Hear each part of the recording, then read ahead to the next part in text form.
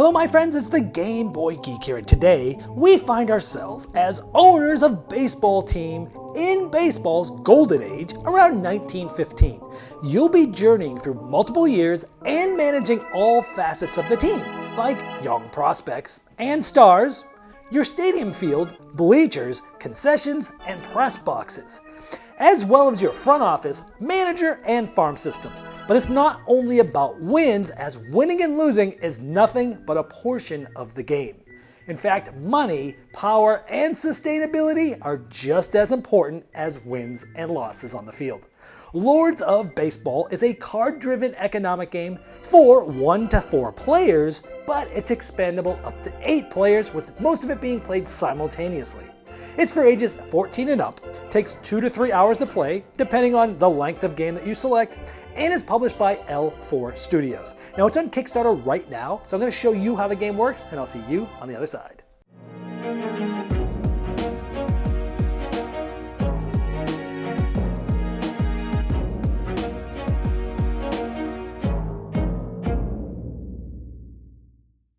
This is a Kickstarter preview, so all the components you see here and art are not final. They're prototype. To see all the most up-to-date components and art, check the Kickstarter link in the description of this video. Lords of Baseball is played over 3, 5, or 7 years, depending on which length of game you want to have. Now, each of these years are going to go through different parts of the season, or phases if you will, like spring training, regular season, postseason, finances and victory points, and the off-season known as hot stove. Now, you are a leader, owner of a team back in the golden era of baseball around 1915. Now, even though this is an economic game and you'll be managing your actions and money to do different things, in the end it's victory points that will win you the game, and there's different strategies and ways to get these points. It's not just about winning. Now, each player is going to get a team and a team board. Again, these are prototype material. Check out the Kickstarter link to see what these will really look like, because these are just paper mats for now for this prototype. Now, at the beginning of the game, each player is going to get a franchise card. This is going to give them sort of an asymmetrical starting place. Now, on your board, you're going to be managing different things. The main thing you're concerned with is team quality, also known as TQ. And we start with a team quality of 7. This is going to be important as we start to try to play games against other people. It tells us what we start with. Now, there's different areas of your team you're going to be managing. You're going to be managing your farm system, your front office, and your team manager. And at the beginning of the game, your franchise will give you a certain amount of stars, and you'll basically place them here, like my farm system's 2, and the other 2 are at 4. We'll also get a roster. So there's 3 different types of players in the game. We have regulars, we have stars, and we have prospects. Now, you'll also start with some money, and you'll also start with some media cubes that we'll talk about how these work later, but this is sort of how you set up. So you're managing money and your levels and your players, your team quality, media. These are all the things you're going to be managing and working up different sort of strategy tracks, if you will, from a Eurogame perspective over the course of the game. Now, you're also, over the course of the game, going to be building up your stadium in all sorts of different ways. Again, multiple different sort of tracks, if you will, of strategies of the different things you might want to do, like you might be upgrading your field, or upgrading your concessions, or bleachers, or press boxes, and the further you upgrade them, the better the benefits are. But we'll talk more about this later, but other strategies there. Now, in this game, I told you points are everything, but there's different ways to get points giving you different strategies. And we'll go over more of these in detail, but each of these different sort of ways to upgrade your stadiums, if you get to the end of those, meaning like a level 8, you'll be able to get points for certain things. For example, if we work down the concessions and we get down to this best one and we end up putting this in our stadium, let's say, you'll end up getting 1 point for each bleacher. Well, here is a bleacher here, but over the course of the game, we might be placing a bunch of bleachers on spots that can get them. So you might be able to get maybe 5 or so points off that, which is actually a lot of points in this game. So don't just concentrate on wins. Each one of these sort of tracks of working down your stadiums, in the end, will end up giving yourself a lot of points. Now, let me just show you the bottom of each of these, meaning the best upgrade that you'll work through over the course of a whole game. I just showed you concessions will give you points for bleachers, but bleachers will give you a certain amount of points per every 4 fans. So 1 point per 4 fans. Now, fans in the game are going to get you money, essentially $3 per fan at the end of each year, but moving up that fan track can also synergize with the strategy of making your bleachers better. And the best field and press box will end up getting you 5 straight points. So some of these synergize with other things, some things are just straight points. But the stadium upgrades, that's one main way to try to get points, especially towards the end of the game. Now each year you're going to be playing 154 games in a very sped up fashion, simultaneous in real time. But over those course of those games, if you win a certain amount of games, like 84 games, you'll get 2 points. Or 90 games, you'll get 3 points. You'll be getting more and more points for how many games you win. So yes, there are points for winning, but it's not the end all be all in this game. And if you end up going to the World Series and winning it, you'll also get an additional point. So there are some, again, additional points for winning. But again, there's other ways to get points in this game. For example, at the end of each season or year, if you will, every 5 prospects is going to get you a point. Anywhere you see this home plate icon, that's a point. Anywhere you see a baseball, that is your team quality that will help you win games over the course of the game. So I actually started with 10 prospects. So if the year ended now, I'm actually going to get 2 points because basically I had 10 of these. So that's another way to get points, is maybe you work on your prospects and get points that way. But if you're getting prospects, it's not really making your team better, so it's going to be harder to get wins, which of course will also translate to points. So again, lots of different strategies in this economic game. And speaking of money in economics, you'll be able to buy points too. So there are a plethora of strategies in this game. Please don't think this is all about wins. It's definitely not. So now that I've given you this sort of 10,000 foot high level view of what you're doing, what you're trying to do, different ways of getting points, let's show you what happens each year. First of all, we're going to go to spring training. Now, at the beginning of spring training, you will flip over a bonus card. This is going to be something that somebody will win at the end of the year. And so what this says is, in this case, it's most prospects. So if you have the most prospects at the end of the year, you're going to score some points, depending on where you are in the point lead, if you will. Meaning, if you're tied for the most points, you'll only score 1, or if you have the most points. If you are in last place, you'll get 3, but if you're anywhere in the middle, you'll get 2. So it's kind of a balancing act there, but you'll also have an end game goal for this, end year goal to score some points, something additional to think about to help formulate your strategy, but this is an open goal that everybody is shooting for. Next, we're going to put out any non-playing teams. Now, the game in the base game comes with enough to play with 4 players, but there are going to be expansions to add 2 more players. So you could add up to 6 or even up to 8 players. If you play with a full 8 players, you won't actually have any of these non-playing teams. But don't think of it as, oh no, I have to play against bots. Don't worry, watch what I'm about to show you here, how things run. It really doesn't much matter whether you're playing a real player or one of these non-playing. It's still simultaneous either way, and you're still doing card-driven play, so don't let this bother you yet. Let me show you how things work. Now what happens is, 4 of these, in this case, because we're playing a 4-player game, so there's 4 non-playing teams, the teams that are non-playing will always be the same, but each year, they'll have a different level of those teams. And in the first year, we actually use starter ones. You'll say they say starter. These will actually be like tokens in the real game. It also shows you their team quality and how many wins they've won. So at the end of the game, at the end of this year, Pittsburgh only had a team quality of 5. They won 78 wins. Philadelphia is the lowest here, has a team quality of 3, and will win 74. Right now, 10 is the best from Boston, and they are going to win 88 wins. This will be important later, but this is telling you like how good the other teams in the league are. Here are the 4 actual human players that are playing. Those are the 4 teams. The board that we're showing you is St. Louis. Next, players are going to get spring training cards. This is a very card-driven economic game. Everyone's going to get 3 cards by default, and let me show you what these do, but before I show you that, now another benefit of using your team levels is in the spring training, it leverages your farm system. Meaning if your farm system's at level 4 or 5, you'll get to actually draw an additional 1 or 2 cards respectively. So you'll get better options, more things to think about and play. You'll get more actions actually if your farm system's good, and that makes sense for spring training. Now either way, you can always discard any of your media cubes to draw an additional card, but you must do so before you play any cards, and you have a max hand size of 6 cards each year. And you won't be carrying any of these cards over to the next year, so you got to figure out how many to get and how to play each one. So let's look at these cards and the options. So let's say we just got 3 cards, we didn't spend any cubes, and our farm system is at level 4 or 5. Let's just say we stayed with 3 cards. Now at this phase, most of this can be done simultaneously. I'll tell you a little exception when you would want to do things in turn order in just a moment, but most of this is all played simultaneously. In fact, the whole game is almost all simultaneous. So let's say we have these 3 cards.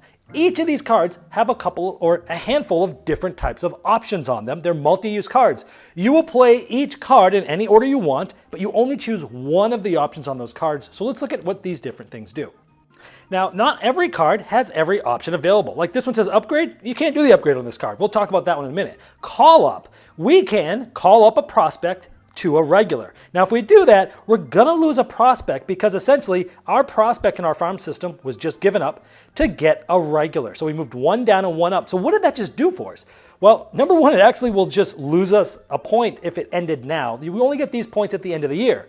So if this is where they stayed at the end of the year, we essentially lost a point, but we can have other cards later to kind of bring that back up. Maybe we want that regular. Why would we want a regular? Well, a few things. Number one, let's just say it was here when we did that, right? If we went down here, we would go up one. Every third regular, if you look at every third regular, when you go up to a new row, you're going to increase your team quality. So if this is where it was, I went down here, essentially at the end of the season, again, I would have lost a point, or not gained a point, if you would. But I would go up here. And what that does is it immediately raises my team quality. So now I'm here. And you can always see what your team quality is by looking here. So like the manager gets you 4. This gets me 4. So I'm at 8. So you can always keep track of that. But here, that's one thing we could have done. And remember that team quality is what's going to help you win more games, but not always, because there's some randomness that come up that we'll show you a little bit later. The next one is trade. Maybe you want to trade a regular for a prospect, and you can do it in $1. You can do it either way. You can either gain a regular, which would be moving this up, and then going down a prospect and giving $1. Or you could gain a prospect and $1 and go down in a regular. You could do it either way. Or you could sign, which is pay $3 and get 3 prospects. That might be awesome. Here, no fan increases. So those are the different things. You'd pick one of these and do it. Let's look at some of the other things. Now let's look at this trade. You could trade a star for 3 prospects and $3. Now, when you're trading and you're getting a star, let's say I went down 3 prospects and I would lose $3. I would pay 1, 2, so now I'm at $19, but I would gain a star. Now, anytime you're trading for a star, there is a star pool here. It starts with 3 stars per player for thematic reasons. There's not too many stars in the league. And again, check the Kickstarter link to see what these would actually look like. So I would gain that star here. Now, what does that do? It immediately gains me a team quality. Every star is going to get you 1, but this is showing you how much you're going to have to pay that star at the end of the season, which is 10.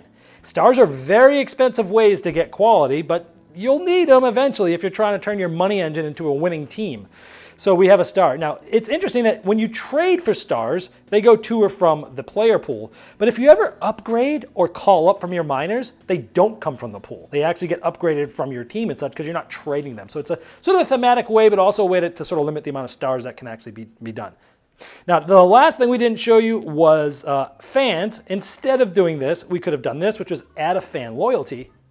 And again, this is a way to move up the fan track because at the end, at a certain spot and time, you're going to be able to get $3 for every fan during the finances section. So the more fans you have, every one you go up is going to get you $3 more essentially. Now I mentioned that this can be played simultaneous, and that's true. The only time you wouldn't do that is if you're low on stars and people want to trade, meaning take maybe one of the last stars there. If the stars are low at the beginning, once everyone gets cards, you could basically be like, we'll go in turn order and we'll see if anybody wants to do a trade. Anyone that's not doing a trade doesn't have to worry. If players are doing trades, then you could see it in turn order. It doesn't actually happen that often. Maybe once per the game, you might have to look out for that. After spring training, you'll go to regular season. We're going to draw 7 cards. And again, you can always spend a media to get extra cards. Now, at the beginning of the regular season or at the end of spring training, either way, it's best to really update your team quality. Just to double check, we have 3 because we're here, we have 4 because that's where our manager is, and we have 1 because of our star. So we're at 8, and you just want to make sure you're correct because that's going to be your base team quality going into this regular season. So once each player has gotten 7 cards, they can spend a media to get 1 more. The most you can have is 8. Now you're only going to play 7 games. You'll only play an 8th if you win the pennant and you go to the World Series. So 8 will give you more options, if you will, but it does cost a media cube. Now, back in 1915, they only played 154 games, and there's 8 teams, so that's about 22 games against each other team. So what's going to happen is you're going to go through a schedule, and this is randomly shuffled, and everyone is going to play who they are supposed to play against. For example, we're St. Louis, and we're going to be playing against Chicago this specific time, and we're going to quickly play 22 games against each other. Now, we're St. Louis, and you can see Chicago is a human player, so we're going to be playing against another person. Everyone else is playing against the other teams simultaneously. So we're playing against them. We will select a card from our hand, put it face down. The other human player will take a card from their hand and put it face down. Once they're done, we'll resolve them. Now, whichever one has the higher number will resolve first. This says I can pay $8 to increase my farm system by 1 level, or I can gain $5. Well, I'll just gain some money. So this gets discarded, and I would gain $5. The other players is they get to gain an additional team quality just for this series against us, and they get to roll 1 extra resolution die. So now what we're going to do is we're going to roll the dice. They get to roll 2, because by default you only get to roll 1. So that team is going to roll 2, and I'm going to roll 1, and you're going to add that to each team's team quality. For example, we're at 8, and let's just assume the other team, Chicago's, at 8. We're both going to roll our dice, and because of this card, they actually get to roll 2. And there we go. We rolled a 4, so we are at 8 plus 4, we're at a 12. They get to add 1 to their 8, so they're at 9, and they got to roll 2 dice, but they'll take the better of the 2. So they were at 9, 10, 11, and 12. Now in this case, we look at the records, and the difference between our team quality was 0, because we had 12 and they had 12, so we both go 11 and 11. We split the series. But let's look at a different example. Let's say it looked like this. We had an 8 team quality plus 2. We're at 10. They were at an 8 plus 1 because of this card for the series only. They're at a 9 plus 5, 14. So they had 14 and we had 10. That's a difference of 4. So in this case, they beat us. They would win 13 games and we would only win 9.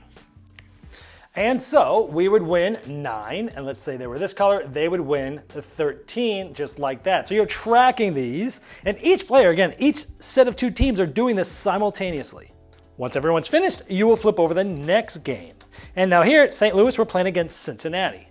Now Cincinnati is one of the non-playing teams this time, and they have a team quality of 9. So we would do the same thing. We would play a card, and since we're only playing against them, we don't have to wait for anybody to reveal. We'll just play a card, and we'll do what it says. We'll roll the die. We'll roll 1 for us. We'll roll 1 for them. We'll add this die to theirs, this die to ours, and we'll do the same thing again. So it goes pretty quickly. And again, you're going to be doing this until you've played each team once this season. Now, before we go any further, let me show you many of the different things. These cards do all sorts of different things, and they change your strategies quite a bit. For example, both you and your series opponent may immediately take a stadium action to either upgrade or innovate your fields. I'll go over that in a minute. If either of you don't upgrade your field, the player loses $10. Now first, let's talk about the stadium action. We can either upgrade or innovate your field. In this case, that's this. If we want to upgrade our field, we're at a level 1, we would have to put it at level 2. It would cost us 10. But if we spend 10 and put it on our field, which is the only place it can go, right in the middle, we immediately raise our team quality by 1. But if none of us did it, said that card, we would lose. Both would lose $10. Now another thing, it says that you could do a stadium action to either upgrade or innovate. Innovate is a very important strategy in the game, because instead of upgrading, anytime you take a stadium action generally, and especially because this card said so, we can innovate. When you innovate, you take the next one and you sort of remove it from the game. Well, why would you want to do that? Well, because if you can take a handful of stadium actions and you can innovate and get all the way down to the bottom 1 by the end of the game, you'll be able to put out the most powerful one. Granted, it costs a lot of money, so you might not be able to afford this towards the end of the game, but it's going to give you 5 points at the end of the game and 3 team quality. So sometimes innovating is sort of like digging down your deck. Almost think of it as like a reverse deck builder, where you're kind of like getting down to the better cards or the better upgrades faster without having to upgrade and spend all those. Now let's look at some of these other ones. You could gain a fan for each bleachers section. So maybe you had made bleachers, and again, the timing of these cards are different, because you might have had another card in your hand that said, hey, take a stadium action. Maybe you could have built a bleacher and then played this, and now you're going to gain 1 fan for bleacher, getting more fans again, which makes you more money. Or you can maybe lose a prospect and then you roll 2 dice, add that to your farm system value, and depending on what that value is, something will happen, or you can just gain a prospect. So a lot of these are multi-use cards you can choose. This one's like roll 2 dice and add your front office value to that total and then get a certain amount of fans. Or you could do sort of a trade. You can trade a star, either to or from the pool, and then either receive or give up 2 prospects or $4, depending on which one of these 2 things you pick. Or you could draw a spring training card and execute the trade if desired. Here you can gain $5 per bleacher tile in your stadium. Again, so that would be good if you had been building up bleachers, or you start with a bleacher, so you'd at least get $5 there. So you'll do that for all of the schedules for that season. After you've played your 7 sort of different teams, you're going to see who might be going to the World Series. Now, I placed these here because this was the lowest non-playing team, and this was the highest. If a human player has beat everybody else and the highest non-playing team, it's going to go to the World Series. Oh, and by the way, it's going to end up getting 3 points later because it passed this. This player's going to made it to the 2 points. This player's going to get 1 point. Now, there are ways that you can actually lose points if you totally purposely tank. If you have a terrible season and you're like just purposely trying to tank the games and lose the least amount, win the least amount of games to benefit some other ways, you'll lose some points for that. But in general, you're trying to win, but some strategies might make you win less, like I didn't win anything here. Now, also at the end, this is here because this is the lowest scoring non-playing team. If everybody had beat this team, this one actually gets removed from the game when we shuffle up teams for next year because everyone's already better or at least had 1 more games than them. Now, if you won the pennant, you'll go to the World Series. You'll flip over one of these cards, and remember, you may have gotten an 8th card of the standard series, the regular season. If you did, you could play it now, maybe updating your team quality. But you're playing against a team quality of 12. It's a best of 7 series. You're going to look at your current team quality. You're going to roll a die, and you're going to add this to your team quality. If you're less than 12, then you would only win if you rolled a 5 to 6. If you're equal to 12, you'd win on a 4 to 6. If you're greater than 12, you'd win on a 3 to 6. So depending on how good you are compared to them and your dice roll, basically you roll this until either you or them have won 4 games. It's just really quick. Just roll the dice a bunch of times. And then if you win, you will keep this because it's going to win you a point, but it's also a tiebreaker at the end of the game. So you just finished the postseason and you're going to go to finances and victory points. Now for finances, everybody is going to get $80 straight up. So then I'm at 104. Then each player is going to get $3 for every fan they have. So this is going to give us 3 times 2 because we have 2 fans for $6 more. And we're going to get 5 and 5, so a total of 10 because of our stadium. Now we're at $120, but now we got to pay salaries. So we've got to pay $2 for each regular. So there's 10 of them. 10 times 2 is 20. Then we got to pay 10 for our stars. Now, if we had a second star, it's just cumulative, so we would just have to pay 20. But in this case, we just have 1, so we got to pay 10. We're going to pay $1 each for each prospect, so $7. Then $8 for our farm system, $16 for our front office, and $7 for our manager. So that leaves us with $52. Then we're going to have players retire. Now, starting in last place in the win total for this year and going up to the one who won the most games. So whoever came in last and wins is going to get first pick. They have to send someone to retirement. Last place, hey, they're not going to retire anybody. They don't get hurt that bad. Then working their way up, you could go down on a farm level system 1. You could get rid of 1 regular and 1 prospect, or a star and a regular, or a front office down 1 and a manager. If you lose your manager, essentially, you've got to roll 2 dice to figure out which manager you end up getting. And this kind of shows you on what you roll and what level manager you get. Now, whoever won the most games that year has to pick the last 2 of them. So if you've won a lot, well, it's going to hurt you a little bit more because more people are going to retire. Then players are going to gain points possibly for wins. Like this one would get 3 points, this one would get 2 points. And remember that you might actually have lost points depending on how bad you played. Then starting with the player who has the most wins this season and working their way down in win total, they have the option of buying straight up points. If we're in a 3-season game in year 1, they're $20 a point. But again, whoever's in the lead has to decide first if they want to do that and so on and so forth. But remember, $5 anytime you can discard a media cube for $5. Now, after everyone has had the option of buying points, everyone also will now get points for prospects. I have 7 prospects. So I've passed 5, so I get 1 point. I did not get the 10, so I didn't get a second point. I just get 1 point, for example. If you win the championship series, you get another point, and then you look at your stadium. Now, right now, early in the game, I don't have any points. But let's say I upgraded my bleachers all the way to level 7, I would get a point right now for this. So different levels of different parts of your stadium upgrades can get you points at this point. Then we're going to look at the lowest non-playing team and see where they're at. If everybody, or every human player, passed this, then whoever this team was will get removed from the game, won't get shuffled in because everyone beat it this round. So for example, 74 is the worst team, Philadelphia. If everybody passed 74 wins, this would be removed because at the end of the rounds, you'll see all the rest of these get shuffled into all the different teams. Then you're going to adjust the fan track. So everyone that's in the growth period, which has these up arrows, all move up 1. If you were in this diamond section, you would stay still, and if you were in one of these upper sections with the arrows down, you would move down 1 in the fan tracks, because their expectations get higher every year. And then you would adjust this. Whoever's in the lead has to move 1 lower. So let's say white was in the point lead. And let's say blue happened to have been in the last place in the points, they would move up 1 like this. Then you're going to go to the hot stove, or the off season, the last phase of the year. Now, 2 cards will come face up, and the player who's in last place gets to say which one of these events triggers. Like standing room only, each team may immediately pay for and build 1 bleacher section. Or negative news, all front offices that are at level 1 each lose 2 media and $3. They can choose which one to do. If someone was tied for last place, you would just trigger the first one off the top randomly. Then each player by default is going to get 3 cards. But if their front office, which has the hot stove icon, is at 4 or 5, they would draw 1 or 2 additional cards respectively. And remember that you can spend a media to draw extra card. And again, you must do that after you look at the cards before you play any, and the most cards you can have are 6. Then, much like the spring training, you're going to have these cards, you're going to select a card to play first, and then simultaneously with the other players, you're all selecting cards, playing a card and then picking one of the actions that are on there.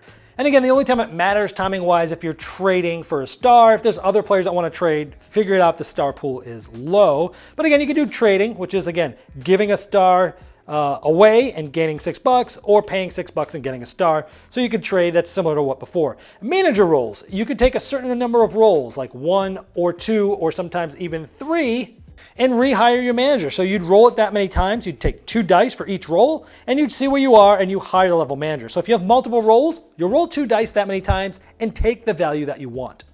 And remember, even though you got to pay managers money, they are a pretty easy way to move up or down team quality. Now, here you have stadium actions. It tells you how many. 1, 2, sometimes 3. And again, a stadium action could be innovating, which is digging down for each stadium action. So if I had 3 stadium actions, I could take the first 2 to innovate, then build this one, $15. I could put it anywhere where I have that a bleacher could go, like this. And in spring training, I'm going to gain a fan, and I'm going to gain $5 in each of the income phases. And again, each of these have sort of different strategies. Like the field is really good about moving your team quality up. It's also good at you get extra dice, like a second die during all your games, meaning you have a better chance of winning. You also have, sometimes you're going to get scoring phase. So for every 10, if you have 10 impact players, you'll get a score. Sometimes if you have a certain amount of stars at the end of the game, sometimes at the end of the game you'll just get points. Media, the press box is all about media, so you're going to be getting media cubes, sometimes spending media to get points, or just getting points. And I already showed you sort of the bleachers and the concessions. The concessions can score you points depending on how many bleachers you have. This allows you to move up different tracks. So all different strategies there on the different stadiums. Now again, you're playing each of these cards one at a time, taking one action and then going to the next card. There's different options like paying 8 to gain 1 in the farm system, or dropping your front office 1 level to gain a point. And then you can also, again, you're only picking 1 per card, but gain a certain amount of media, because again, a media can be spent for $5 anytime, or it gets you additional cards.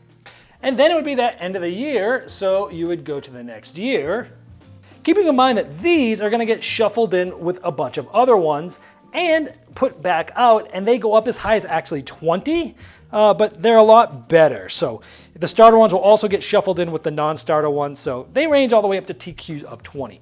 And again, you're going to play a 3, 5, or 7-year game, and whoever has the most points at the end of that year is the Lord of Baseball.